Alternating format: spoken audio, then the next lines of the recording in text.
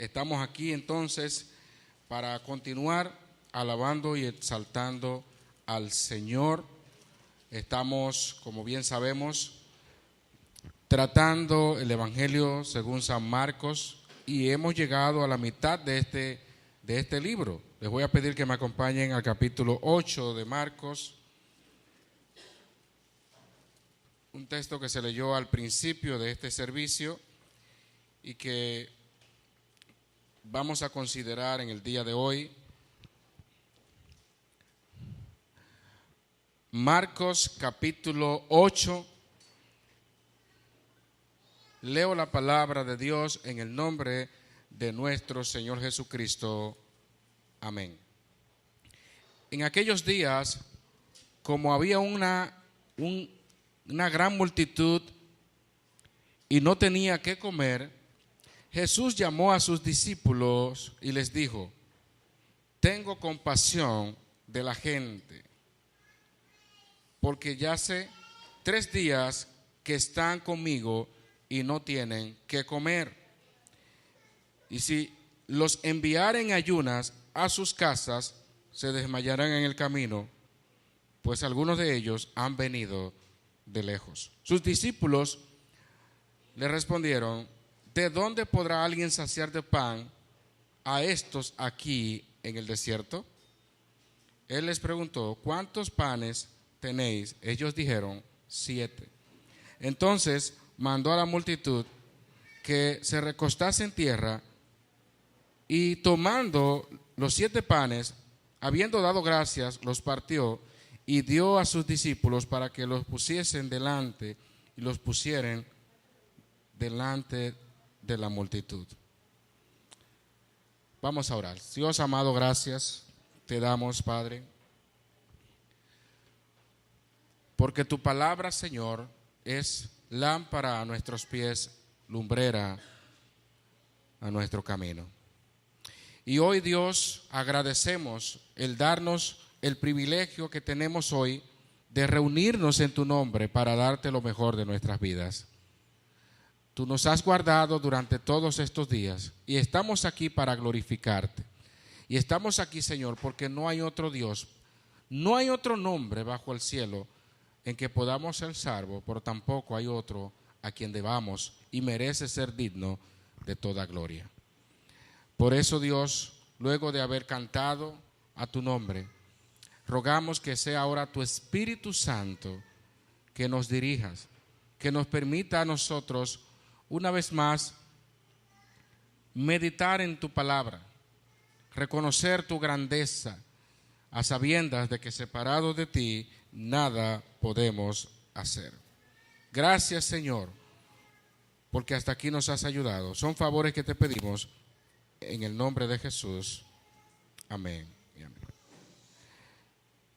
Muy bien, mis amados, Marcos capítulo 8, una vez más, se abre aquí con otro gran milagro de nuestro Señor Jesucristo. Si ustedes notan, hemos estado viendo una serie de milagros realizados por nuestro Señor Jesucristo que evidencian su majestuoso poder, porque para Dios no hay límites, para Dios no hay nada imposible. No importa si sea sordomudo, no importa si el mar está en tempestad, no importa si hay una mujer con 12 años con flujo de sangre, no importa si hay un endemoniado gadareno con miles de demonios encima, no importa que haya muerto la hija de Jairo, no importa todo lo que venga, el Señor es todopoderoso. Y lo ha demostrado a la luz de todos estos pasajes que hemos visto. Y decíamos en el estudio bíblico, hablando de estos 3 grandes milagros, ¿cuál ha sido el que más le ha impactado su vida? Como quiera que usted lo busque o se lo imagine, milagros son milagros. Un milagro trasciende lo natural, lo que usted y yo podemos palpar y ver con nuestras propias manos y con nuestros propios ojos. El Señor Jesucristo demostró en su ministerio terrenal que era y sigue siendo Dios. En aquel entonces, Dios hecho carne. Y ya la fama de Jesús había crecido hasta este momento bastante.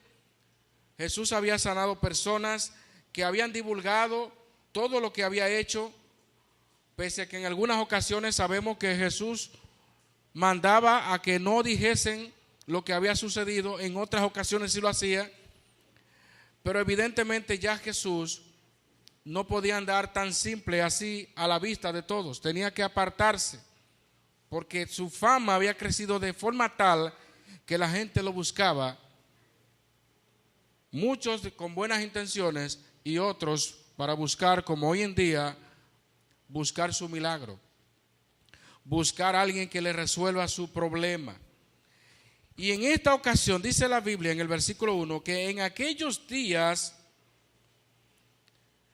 como había una gran multitud y no tenían qué comer, Jesús llamó a sus discípulos y les dijo: tengo compasión de la gente, porque ya hace 3 días que están conmigo y no tienen qué comer. Miren lo maravilloso que es nuestro Señor Jesucristo. Él estaba hablando acerca del reino, Él estaba hablando de todas las cosas que el Padre le había enviado a hacer, y de repente ya Él sabe que hay 3 días, personas allí escuchándole. Definitivamente Jesús no solamente estaba hablando y hablando, sino que Él estaba viendo cómo estaba la multitud que en ese momento le estaba escuchando. El Señor, dice la Biblia, que tuvo compasión de la gente. Qué pena que no veamos este principio hoy día para muchas cosas que debemos aprender como creyentes. No, lo importante es que la gente escuche el evangelio, que escuche la palabra, no importa. Jesucristo no lo veía así. Jesucristo dijo: esta gente tiene 3 días sin comer, hay que hacerle algo. Hay que, aparte de lo espiritual que ya le hemos estado dando, ellos necesitan alimentarse. Y yo no sé si usted está viendo la compasión tan grande que debió tener nuestro Señor Jesucristo. Y que también nosotros debemos de tener ese evangelio integral con las personas. Porque muchas veces se nos hace tan fácil decir: voy a orar por tu problema, o voy a hablarte de esto, que Dios, te voy a dar una palabra de Dios según la Biblia, pero muchas veces tienes con qué ayudar a esa persona y no lo haces. Y te quedas allí y no tienes compasión de la gente.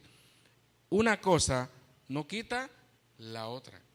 Y el Señor Jesucristo, entonces, en la medida que hablaba y escuchaba, y posiblemente la gente ya cansada, desfalleciendo, gente durmiéndose quizás, Jesús llamó a sus discípulos, porque sus discípulos también debían estar pendientes a eso. Pero fíjense por qué Él es el maestro de los maestros. Llama a sus discípulos y les dice a ellos para que reflexionen, para que entiendan que no era simplemente hablarle a la gente y punto, sino que también había que satisfacer una necesidad del momento que se había presentado. Si los enviara en ayunas a sus casas, se desmayarán en el camino. ¿Qué iba a pasar luego de eso? Imagínense que luego que Jesús no hubiese alimentado a esta multitud y que todos se fueran por el camino. Cae uno por allí, cayó el otro por allí. Sabrá usted todo lo que se iba a decir de Jesús. Este hombre que hizo tantos milagros no pudo alimentar a esta gente, o no pudo hacer algo. Porque siempre buscaban, recuerden, la mínima cosa para acusar, para tentar a Jesús. Sin embargo, esta gran multitud se encontraron no con cualquier maestro de la época, sino con el Rey de Reyes y Señor de Señores. Con aquel que le habla al viento, con aquel que le habla al mar y le obedecen. ¿Quién de nosotros se atreve a hablarle ahora mismo al mar y decirle: calla? Solamente Dios puede hacer eso. Y Jesucristo lo hizo. Ahora bien, todas estas clases o tipos de milagros que hemos visto es una demostración contundente de que Jesucristo es Dios. Y ahí en esa plática que tuvo con sus discípulos, dice allí, ¿de dónde podrá alguien saciar de pan a estos aquí en el desierto? Él les preguntó, ¿cuántos panes tenéis? Ellos dijeron, 7. Entonces mandó a la multitud que se recostase en tierra, y tomando los 7 panes, habiendo dado gracias, los partió y dio a sus discípulos para que lo pusiesen delante, y los pusieron delante de la multitud. Si usted busca la matemática ahora mismo para hacer un cálculo interesante, para repartir 7 panecillos entre 4,000, y recuerden que las cifras son mucho más altas todavía. Sabemos la alimentación de los 5,000, también se habla de la alimentación de los 4,000. Había mucho más personas, pero calcúlenlo simplemente con la simple cifra que se está dando allí, solamente con eso. 7 panes entre 4,000. ¿Cómo se puede repartir eso? Supongamos por un momento que hay 14 personas en un lugar y usted tiene 7 panes. Dice, ¿eso es fácil? Partimos por mitad cada uno de los panes y da 14. Pero entonces luego sumas y encuentra que llegaron más personas. En vez de 14, llegaron 21 personas, 7 más. Y le va sumando. Y va llegando y partiendo el pan y partiendo hasta que llega a tener rodajas. Pero miren, por más que podamos calcular esto, usted ve cómo se ponen los panes o los trozos de panes para la comunión, lo que llamamos la Santa Cena. Agarre o tome 7 panes de eso y comience a ponerlo así. ¿Le va a llegar a 4,000? Aún así, estoy bajándolo un poquito más. ¿Le va a llegar a 20,000, a 15,000? No da, por donde quiera que lo veamos, no va a dar. De manera que esto fue un milagro del Señor. Y el único que podía multiplicar eso era el Señor. Nunca hemos visto, así mismo en las Escrituras, sobre todo en el tiempo de los apóstoles, algo parecido así. Sí hay un episodio en el Antiguo Testamento donde se multiplicaron los alimentos, eso lo sabemos, pero lo que Jesús está haciendo aquí, esta muestra de compasión, debe de también llevarnos a nosotros a entender que el Evangelio involucra muchas cosas en nuestras vidas. Usted va a hablarle a la multitud o al grupo de personas que pueda en un momento determinado hablarle. O quizás hasta una persona que usted le esté hablando del Evangelio. Pero si Dios te da la facultad, si Dios te da la oportunidad de también suministrar bienes o cosas materiales a personas necesitadas, también hágalo. Porque ese es el verdadero corazón del Evangelio. Podemos decirle a un hermano, calentaos y saciaos. Y muchas veces tenemos con qué darle y no lo hacemos. Jesús tuvo compasión de la multitud. Jesús no dijo que se queden con el mensaje y que hagan lo que quieran. No, Jesús dijo, tengo compasión de la gente. Y yo quiero preguntarte a ti, mi hermano, mi hermana, ¿tienes compasión de la gente? ¿Cuántas personas se te han acercado a ti sabiendo que tienes de Dios la oportunidad de ser de bendición y no lo haces?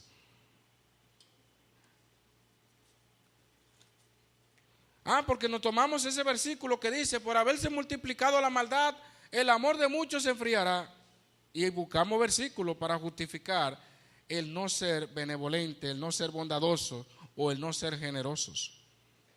Y mucho menos tener compasión. El mismo Señor Jesucristo, hablando entre ellos que debían de amarse, y más adelante los apóstoles hacen el énfasis de tener compasión los unos con los otros, pero también de la multitud.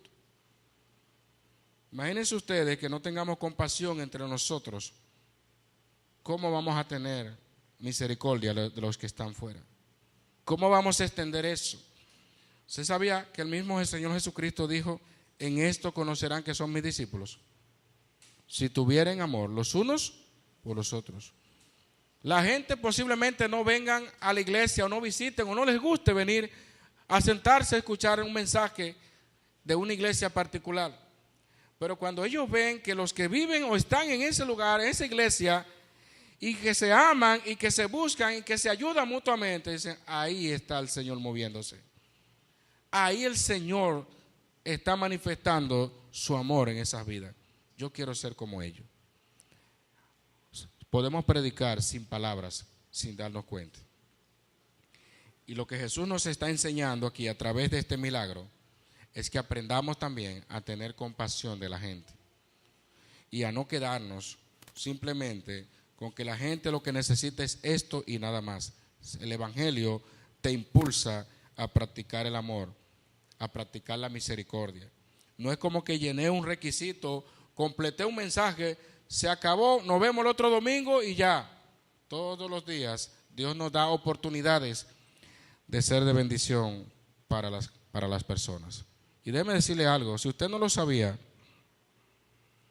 las estadísticas cada vez van subiendo, aumentando, de la gran cantidad de personas que están afligidas en esta tierra. Quizás no sea con cosas materiales, pero ¿cuántos problemas emocionales hay de personas por ahí? Personas que están al borde de quitarse hasta la vida porque no tienen con quién desahogarse, con quién hablar, con quién expresarse. Hasta escuchando a una persona uno está mostrando amor. Hasta escuchándole. Por eso, hermanos, no perdamos de vista que Dios también espera de nosotros, así como lo hizo de muchas maneras, no solamente con la alimentación, porque Jesús se asociaba con personas que todo el mundo despreciaba en la sociedad de aquel entonces, y hasta lo criticaban por eso. Jesús tenía compasión de la gente de muchas maneras, y los discípulos ahora estaban aprendiendo del Maestro algo que no podían quizás observar en otros grupos de religiosos y maestros de la época, que lo único que le interesaba era que se cumpliera, como veíamos hace unos días, la tradición y nada más. Mira que tus discípulos no se lavan la mano, mira que tus discípulos, lo único que le interesaba a ellos era el cumplimiento de la ley y nada más. Pero se olvidaban del amor, de la misericordia, de la justicia. Hablaban del diezmo, hablaban de que ayunaban tantas veces, hablaban de toda una religiosidad externa. Pero Jesús no fue a enseñarle a sus discípulos estas cosas. Jesús lo que hablaba, él mismo lo modelaba. Jesús hablaba del amor, él mostraba amor. Pero muchas veces no estamos considerando las cosas como son. Vinieron entonces los fariseos y comenzaron a discutir con él, pidiéndole señal del cielo para tentarle. Y gimiendo en su espíritu dijo: ¿por qué pide señal a esta generación? De cierto os digo que no se dará señal a esta generación. Y dejándolos, volvió a entrar en la barca y se fue a la otra ribera. Es interesante ver cómo estos religiosos de la época se unían para el mal continuamente a raíz de que estaba surgiendo un maestro muy, dice a él, había que buscar la manera de desarticular a este hombre lo antes posible. El famoso síndrome de amapola alta, como dicen por ahí, que si una rama sube más que la otra hay que recortarla y ponerla toda a un mismo nivel, pero no más para arriba. Entonces Jesús, su fama estaba demasiado alta. Y aunque aquí no lo menciona, en el texto paralelo de Mateo se mencionan a los saduceos. que también eran otro grupo que se dedicaban al servicio en el templo. Pero cuando tenían que unirse para contrarrestar o buscar tentar a Jesús, lo hacían. Y en Mateo se mencionan a los saduceos, que se unieron para intentar hacer callar a Jesús. Era lo que a ellos les interesaba en ese momento. Este hombre hay que callarlo. Está enseñando demasiadas cosas que nosotros no entendemos tampoco, ni nos interesa. Está quebrantando la ley, está quebrantando lo que nos enseñaron nuestros padres. Y sin embargo, ante las tantas evidencias que Jesús había hecho en la tierra, sanando gente y haciendo de todo, ahora ellos dicen, queremos señales que en el cielo. No les bastaba a ellos con lo que habían visto o escuchado hasta el momento. Estaban, dice la Biblia en el versículo aquí 11, discutiendo con él, pidiéndole señal del cielo. Vamos a ver si es verdad que tú eres de verdad. Y Jesús habló con ellos de una manera diferente. Marcos, como bien sabemos, es más breve que los demás evangelios sinópticos. Pero me gustaría leerle rápidamente lo que Jesús dice más en el capítulo 16, versículo 2 de Mateo. Mas él respondiendo les dijo, cuando anochece decís buen tiempo, porque el cielo tiene arreboles. Y por la mañana hoy habrá tempestad, porque tiene arreboles el cielo nublado. Hipócritas, que sabéis distinguir el aspecto del cielo, mas las señales de los tiempos no podéis. La generación mala y adúltera demanda señal, pero señal no le será dada, sino la señal del profeta Jonás, y dejándolos se fue. El cielo está como color de fuego, está como rojizo. Usted y yo sabemos distinguir si va a llover o no va a llover, aunque hay personas que yo no sé, que no, por más veces que ven un nublado no saben cuándo llueve y cuándo va. El tiempo que uno tiene ya aquí, ya uno más o menos sabe, según la ubicación donde se encuentra, dónde se posa la nube que regularmente va a precipitarse a la localidad donde usted vive. Pero usted tiene años sabiendo eso. Pero hay personas que todavía tienen el nublado encima y no sacan la sombrilla hasta que no le cae el aguacero encima, porque nunca saben cuándo va a llover y cuándo no va a llover. Esta generación sabía de eso y de sobra. Confórmense con eso. A usted no se le va a dar más señales que eso. Que el cielo está nublado, usted sabe que va a llover. Que mira, va a ser una buena temperatura hoy. Confórmense con eso, que usted sabe. Esa es la señal que usted necesita. Coja esa. Y si usted quería señal, no se le dará la señal, sino la de el profeta Jonás. Y casi Jesús le dice y le revela parte ahí de lo que iba a hacer. Porque más adelante ya sabemos que lo que representaba el profeta Jonás y los 3 días en el vientre del pez. Pero esta generación, Jesús en Mateo, aunque no lo menciona aquí en Marcos, en Mateo la califica como una generación mala y adúltera. Mala porque no tenía percepción moral ni espiritual.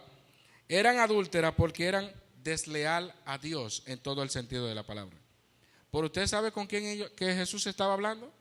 No era con la multitud en ese momento. Él estaba hablando con los líderes religiosos que estaban discutiendo con él en ese momento. Ellos estaban ansiosos por buscar algo y agarrar a este hombre y despedazarlo, porque ¿cómo va a ser? Me está diciendo a mí adúltero. Ustedes saben que un fariseo se creía lo último. Hablarle a un fariseo de esa manera no era cualquier cosa. Los fariseos eran capaces de lo que sea y ellos no dormían pensando y buscando cómo hacemos callar a este hombre. Vamos a pedirle una señal del cielo a ver qué hace. A ver si hace que llueva de abajo para arriba. A ver si sucede. ¿O qué va a hacer? Porque no les bastaba con que Jesús resucitó personas, alimentó miles de personas, una mujer de 12 años padeciendo de flujo de sangre y muchísimos milagros más. A ellos no les bastaba con eso. Cuando un corazón está endurecido, a menos que el Señor obre, no saldrá de ahí. Por eso es que nunca ha sido ni va a ser el propósito de Dios de que todo el tiempo en la era cristiana se esté sanando gente. Porque imagínense entonces que cada vez que alguien se enferme, le ponemos la mano, se sanó y se acabó. ¿Dónde va a estar la dependencia del Señor? Si la dependencia va a estar en los milagros. La dependencia va a estar en como muchos creyentes que van a la iglesia, lo único que le interesa es, yo vine a buscar que mi milagro. No le importa si el Señor le va a hablar a su vida, si le va a decir que deje de hablar mentira desde el púlpito, el Señor a través de su... No, eso no lo quieren escuchar. Yo vine a buscar mi milagro. Y usted y yo sabemos que en aquel día muchos dirán, en tu nombre hicimos ¿qué? Muchos milagros. Hicimos muchas cosas. Pero esta gente pensaba que Jesús iba a aceptar lo que ellos le estaban pidiendo. Básicamente el texto dice que era para tentarle. A ellos no les interesaba, porque todavía Jesús hiciera una señal, como ellos que estaban pidiéndole ahí, tampoco iban a cambiar su manera de pensar. Eso es como alguien que te pide un consejo, pero es nada más para saber qué tú piensas y nada más. Pero ya ellos tienen su plan, mira, orquestado. Después de esto hago esto. Y ya. ¿No te ha pasado así alguna vez? A muchos nos pasa. Que alguien se te acerca a pedirte un consejo, pero no es porque van a seguir tu consejo. Es simplemente para ver si hay más personas que piensan igual que él o que ella, nada más. Como una forma de encuesta. Pero no para escuchar y aceptar ni recibir el consejo de Dios. Estos fariseos lo único que les interesaba era buscar una ocasión para Jesús. Estaban tentándole. Todavía Jesús mostrara una señal del cielo, no iban a cambiar. Y Jesús dice en la Biblia que con todo esto, gimiendo en espíritu, dando un profundo gemido, porque realmente los fariseos y estos grupos que menciona también Mateo, como los saduceos, no perdían la oportunidad para encontrarse con Jesús. Y ahora Jesús, sabiendo las intenciones de ellos, sabiendo el problema que estaba en los corazones de esta gente, dice el versículo 14, habiendo olvidado de traer pan, versículo 14 de Marcos, y no tenían sino un pan consigo en la barca, él les mandó diciendo, mirad, guardaos de la levadura de los fariseos y de la levadura de Herodes. Y discutían entre sí diciendo, ¿es porque no trajimos pan? Y entendiéndolo Jesús les dijo, ¿qué discutís? ¿Porque no tenéis pan? ¿No entendéis ni comprendéis? ¿Aún tenéis endurecido vuestro corazón? Teniendo ojos no veis, y teniendo oídos no oís, y no recordáis.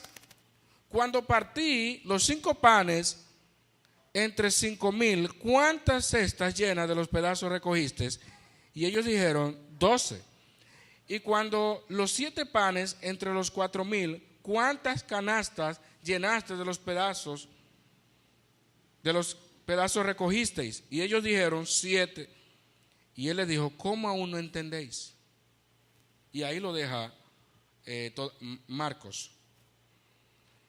Ellos debían de entender que la mala influencia de Herodes, especialmente su mundanalidad y su mal carácter, su vida depravada y todo lo que ya sabemos de los Herodes y la famosa hipocresía de los fariseos, que es la levadura de los fariseos, ellos debían de guardarse de eso.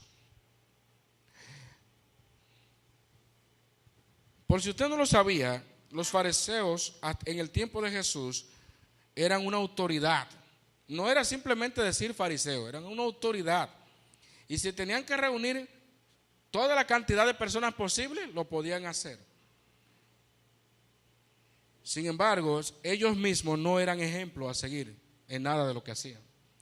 Tanto así que Jesús, recuerden cuando tuvo que decirle a ellos, hagan lo que ellos dicen, pero no lo que hacen. ¿Cuánta gente vive de esa manera? Que una cosa es lo que presentan, una cosa es lo que dicen, una cosa es lo que hablan, pero su vida, su carácter, su corazón está lleno de maldad, de mundanalidad y de toda clase de pecado. Cuidado entonces en quienes nosotros estamos poniendo nuestra mirada. Porque los fariseos, o más bien los discípulos, podían verse tentados en dudar de Jesús en un momento y seguir las influencias de los fariseos. Porque así como los fariseos, ellos tenían inquietudes y preguntas y no todo lo entendían. Jesús le hablaba claramente en muchas ocasiones, pero habían cosas que ellos humanamente hablando no la entendían. Y en este caso, Jesús, luego de estar en esta discusión, le trae a la memoria la alimentación de los 5,000, la alimentación de los 4,000, sabemos que son más, obviamente, para que ellos entiendan que no se estaba refiriendo a un simple pan en ese momento. Se estaba hablando de la levadura. Y ustedes saben qué representa la levadura.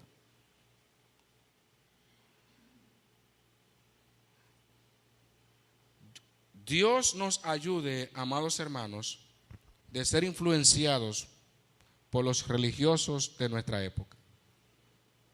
Y yo se lo digo para que pensemos por un momento cuáles son esos grupos. En aquel entonces los fariseos, los saduceos, no se menciona ahí, pero sabemos que estaban los esenios y otros más. Pero en cada época tenemos que pedirle al Señor que nos guarde de la levadura de muchos. ¿Y sabe cuál es la levadura también en este tiempo que debemos de pedirle al Señor que nos guarde? La levadura de los rabacucos. Usted lo ve a chiste, usted lo ve a modo de broma, pero hay muchos creyentes que son influenciados por esos malos obreros de esta época, por esos malos practicantes de la verdad, por personas que presentan un tipo de evangelio diferente al que nos enseña el Señor Jesucristo, donde todo es al estilo fariseo prácticamente. Analícelo y usted se dará cuenta. Todo es una santidad externa. Todo es esto o nada. O te va para el infierno, o te va para allí. Todo. No hay amor, no hay compasión, no hay nada de eso. Pero ¿qué otra levadura hay que guardarse en este tiempo? Hay que guardarse de la levadura de los que predican el evangelio de la prosperidad. De que el cristiano no puede tener necesidad porque entonces está en pecado. ¿Y cómo va a ser que un hijo del rey, porque esa es la frase, un hijo del rey, una hija del rey? Hay muchas levaduras de las cuales debemos de guardarnos hoy día. Pero yo le invito a que usted analice a la luz de la palabra cuáles son esos que están afectando su manera de pensar. ¿Cuáles son esos grupos que le están haciendo cambiar de perspectiva a la luz de las Escrituras? Los discípulos tenían que guardarse de los fariseos, de la levadura de los fariseos, de la levadura de Herodes y de todas las que podía mencionar allí. Pero en cada época el creyente, el Hijo de Dios, debe de pedirle al Señor que le guarde de todas estas malas influencias. Y si en aquel entonces Jesús le llamaba generación mala y adúltera, o también la famosa frase generación de víboras, yo no sé cómo le llamaría ahora. Honestamente no sé cómo se le llamaría ahora, porque los tiempos van de mal en peor. Y estamos viendo líderes religiosos que ya están dispuestos a decir que no importa si casar a las personas según su preferencia y muchísimas cosas más. El Papa ha estado zapateándose y no sabe por dónde que va con estos temas.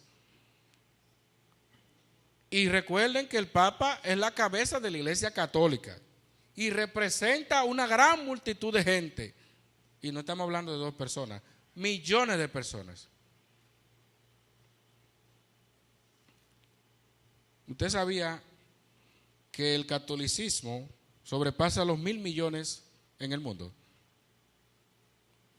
¿Usted sabía eso? El cristianismo es la religión más grande del mundo. En los últimos cálculos que manejábamos, llegaba casi a los 3.000 millones. Ahí se incluyen lo que dicen, lo que parecen, lo que creen, lo que entienden. Ahí está todo el mundo. Pues imagínense, ¿quién va a hacer un cálculo como ese? Si al final Dios es que conoce los corazones. En una iglesia puede estar llena de personas. Oye, en esa iglesia sí hay gente. Hay miles de personas en esa iglesia. Pero posiblemente 50 sean los fieles y los que realmente le han entregado su vida a Cristo. Por eso hemos siempre estado claros que el Señor conoce a los que son suyos. Y apártese de iniquidad todo aquel que invocare el nombre del Señor. Pero esto no se queda allí. Así como debían de guardarse de esas levaduras, y nosotros hoy día también, aquí aparece un episodio bastante interesante y lo vamos a tratar lo más rápido posible.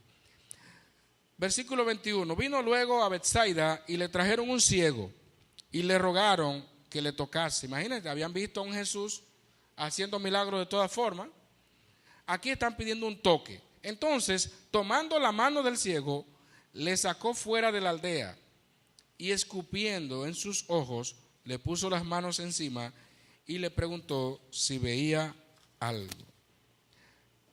Aquí vemos algo que dice la Biblia que se lo trajeron. Cuando llegó Jesús a Betsaida, ese fue su recibimiento. Hola, ¿cómo usted está? Mire, aquí hay un ciego. Era como que a Jesús donde quiera que se movía, le trajeron un ciego y le rogasen que lo tocase. Oye, tócalo. No diga nada, tócalo. Yo sé que tú estás muy cansado, tócalo nada más, que ya con eso es suficiente. Pero miren, lo que pasó aquí, hermanos, es uno de los milagros más extraños que pudiéramos mencionar en las Escrituras. Y si por ahí fueran los limpios, los que no, imagínense por un momento que Jesús escupiendo en sus ojos. Hermano, miren, hermanos, eso es interesante, ese milagro. Porque no es, mira, lo sanó, que era ciego. Estamos viendo el método de Jesús, porque Jesús podía hacer así, toma la vista y ya se acabó. Él escupió. Y es la única ocasión en que se registra algo parecido y que también Jesús, en diferentes secciones, completar el milagro de una persona. Nunca voy a olvidar, estando yo muchacho, un amigo que me hizo una broma. Yo no era cristiano cuando eso, imagínense ustedes el tipo de broma que hacen. Me toma de la mano y me comienza a leer las líneas de la mano y dice, oh, mira, hay una carretera, qué bonito, vas a tener una casa por aquí y entonces vas a tener, tu casa va a tener esto y lo otro y mira, y yo estoy viendo una piscina y cuando me escupe la mano. La piscina era esa. Y yo no cristiano en ese entonces le toma tu piscina. Imagínense usted. Cosa de la que uno se lamenta, ¿no? Pero eso fue una mala broma en ese entonces. Y por más que se vea, escupirle la mano a alguien, escupirle la cara, es un insulto, es una ofensa, es algo terrible. ¿Y ustedes creen que ellos estaban pensando en ese momento que Jesús le escupió los ojos? Usted sabía que cuando usted está en un momento de emergencia en su vida, en una situación crítica, usted muchas veces no toma en cuenta cosas que pasan en el momento. Es un momento de emergencia. Así una vez vi en una ocasión una mujer que se estaba ahogando en una playa y fue alguien a rescatarla, pero la mujer se estaba moviendo tanto que se iban a ahogar los dos. ¿Y usted sabe lo que hizo ese hombre? Para poder calmar a esa mujer, le dio un golpe, la puso así, media, y pudo llevársela así. Imagínense, ¿cómo usted ve eso? Porque él dijo, nos vamos a ahogar los dos. Y de la única manera que yo puedo, por lo menos, tranquilizar por un momento a esta mujer era en eso. Ay, si lo vieran la gente de derechos humanos y la violencia, la gente de género, no va a estar pensando de que fue para salvarle la vida. Eso fue una agresión. Pero bueno, hay muchos métodos que la gente usa en esta vida para resolver ante ciertas situaciones. Pero sin duda alguna, lo que Jesús hizo fue algo sorprendente. Escupir los ojos de alguien. Él lo saca afuera porque él no quería el show. Él hizo algo muy privado y él quería que el ciego comprendiera lo que Cristo estaba por hacer en él, en su vida. Y aquí Jesús está haciendo algo interesante. De lejos dice, le hace una pregunta. Jesús le dice si veía algo. Él dice, veo los hombres como árboles, pero los veo que andan. Era como que estaba ya poco a poco cobrando ¿qué? La visión, estaba viendo borroso. No fue un milagro en el momento instantáneo que cobró la vista. ¿Ustedes se recuerdan cuando Naamán estaba con Eliseo y Eliseo le dijo que se zambulliera 7 veces? Hasta que no llegó la última vez, no terminó de sanarse de la lepra. Fueran 7 veces que debía de zambullirse ahí. Y aquí entonces, en 2 etapas, Jesús hace una primera parte. Escupió en sus ojos, le pone la mano encima y le dice, ¿qué ves? ¿Qué ves? Veo los hombres como árboles, pero los veo que andan. Luego le puso otra vez las manos sobre los ojos, porque recuerda, imagínense, es lo que está viendo en el momento. Luego le puso otra vez las manos sobre los ojos y le hizo que mirase y fue restablecido y vio de lejos y claramente a todos. Y lo envió a su casa diciendo, no entres en la aldea ni lo digas a nadie en la aldea. Jesús lo sacó al fuera, donde estaba. Hizo el milagro con él ahí. Le escupió los ojos. ¿Qué ves? Veo como hombres, árboles andando. Y luego entonces la segunda parte completa este gran milagro. Mirando a los hombres como árboles. Una curación en 2 etapas. El método de Jesús humanamente no lo podemos entender. Pero cuando Dios va a obrar en la vida de alguien, Él lo hace como Él quiere y a la manera que Él quiere. Porque muchas veces pensamos como que podemos calcular y poner a Dios bajo nuestro propio esquema. Jesús podía sanar y a otro ciego lo sanó de otra manera, y usted lo sabe. Porque ese no fue el único ciego que Jesús sanó. Pero en esta ocasión le escupió los ojos. Porque Él quería hacer una obra en él, más allá que la curación de sus ojos. Y déjeme decirle algo, la vista es lo más apreciado que usted puede tener. Usted puede perder un miembro de su cuerpo, pero la vista es algo increíble. Y sin embargo el Señor lo hizo. Porque para Dios no hay nada imposible. Salieron Jesús y sus discípulos por las aldeas de Cesarea de Filipo. Y en el camino preguntó a sus discípulos diciendo, ¿quién dicen los hombres que soy yo? Ellos respondieron, unos Juan el Bautista, otros Elías y otros algunos de los profetas. Entonces Él les dijo, ¿y vosotros quién decís que soy? Respondiendo Pedro le dijo, tú eres el Cristo.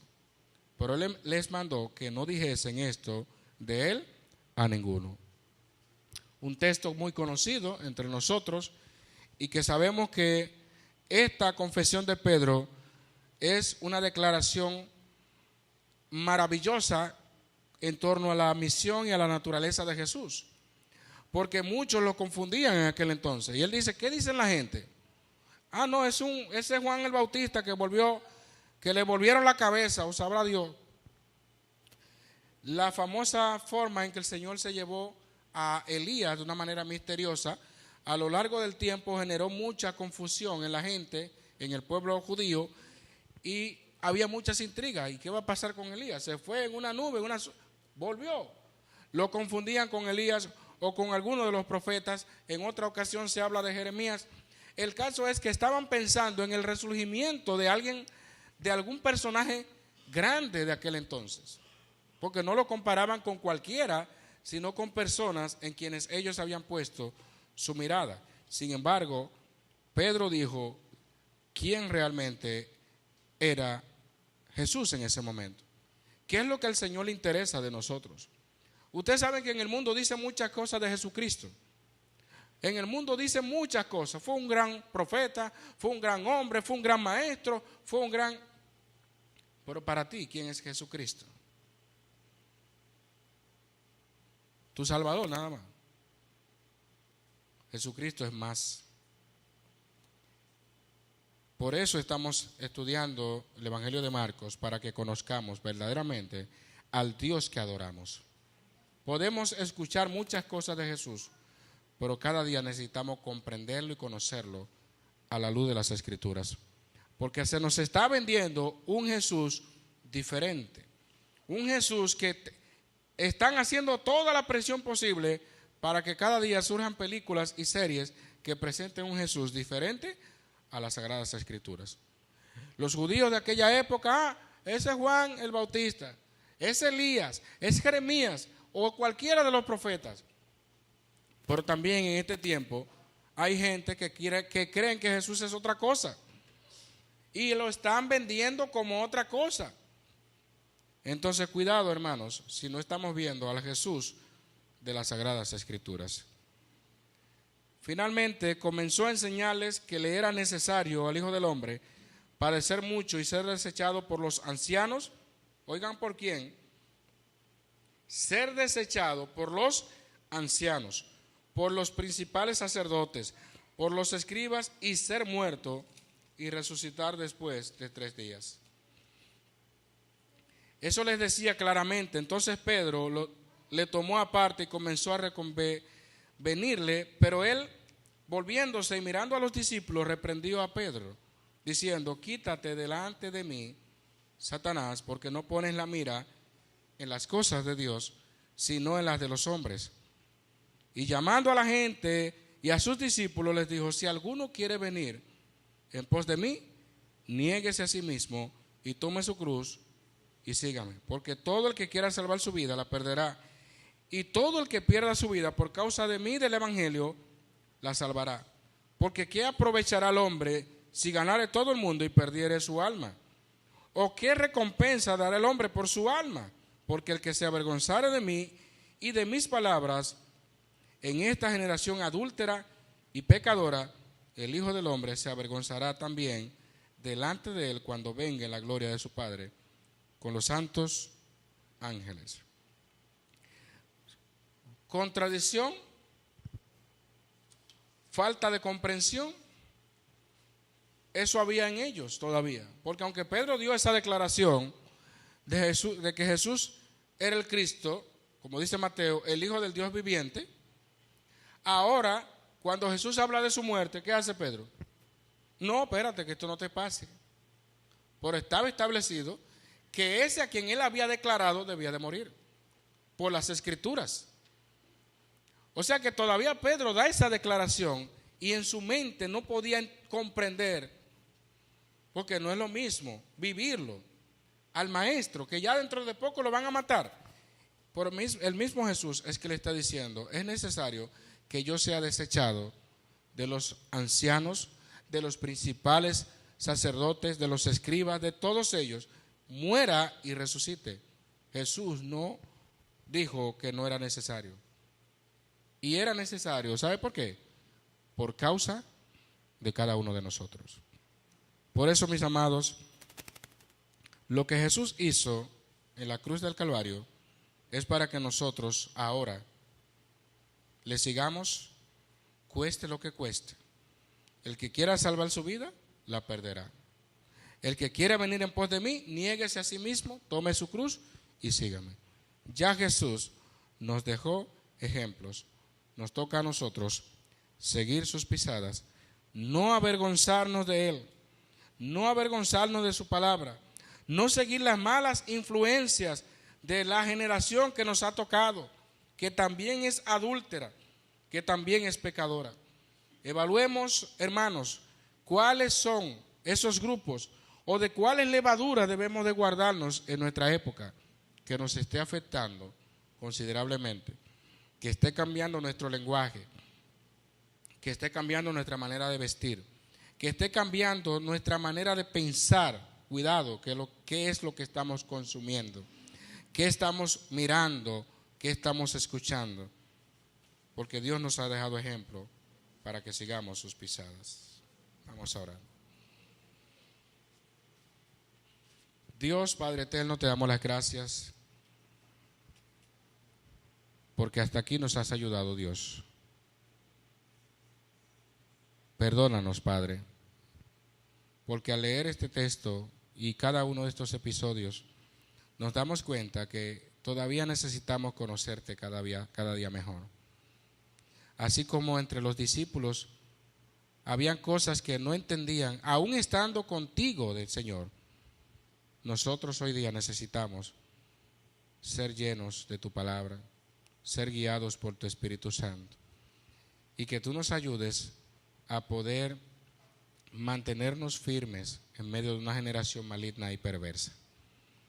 Tantas cosas que se levantan continuamente para engañarnos, para confundirnos, pero que seamos fieles a tu palabra, hoy, mañana y siempre.